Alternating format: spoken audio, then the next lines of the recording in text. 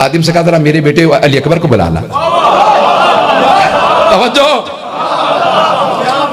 उसने कहा रुक जा, उसे बोलने नहीं दिया। कहा जरा मेरे बेटे अली अकबर को बुला ला। जैसे ही जनाब अली अकबर को बुला के लेके आया खादिम कि आपके बाबा ने बुलाया। आए, जब आए तो वो यहूदी खड़ा हो गया।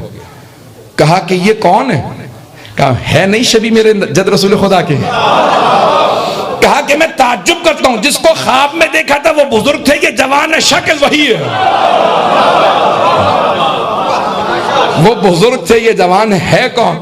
कहा वो मेरे नाना थे, ये मेरा बेटा है।